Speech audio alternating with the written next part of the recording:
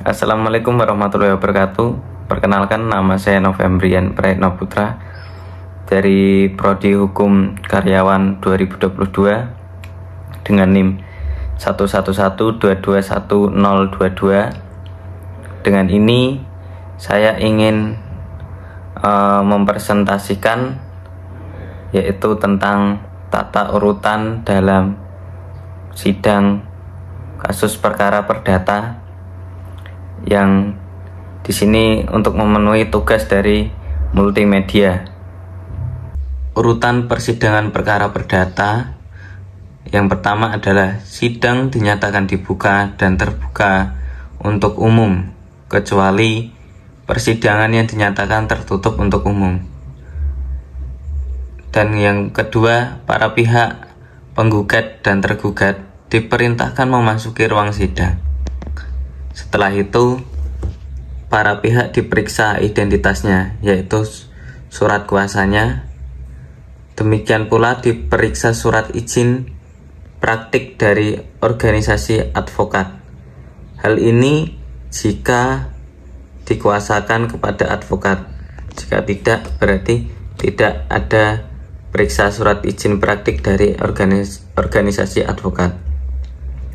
Dan selanjutnya, apabila kedua belah pihak lengkap, maka diberi kesempatan untuk menyelesaikan dengan perkara secara damai. Hal ini adalah melalui mediasi.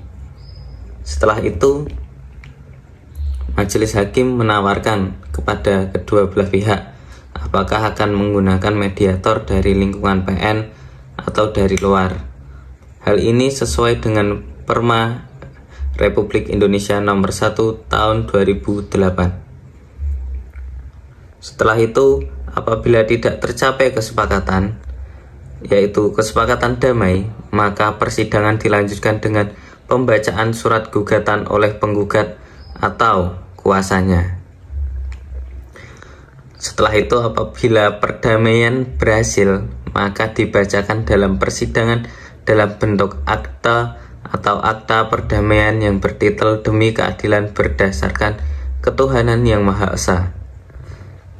Setelah itu, apabila tidak ada perubahan acara, selanjutnya jawaban dari tergugat, yaitu jawaban berisi tentang eksepsi, bantahan, permohonan putusan provisional, gugatan rekonvensi.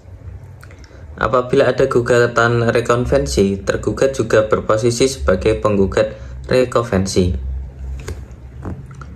Dalam replik dari penggugat, apabila digugat rekonvensi, maka ia berkedudukan sebagai tergugat rekonvensi. Dan pada saat surat menyurat atau jawab jinawab, ada kemungkinan ada gugatan intervensi, yaitu voguing, freeloading, dan stonecombs. Sebelum pembuktian, ada kemungkinan muncul putusan. Di dalam sela putusan profesional, putusan tentang dikabulkannya eksepsi, absolut, atau ada gugat intervensi.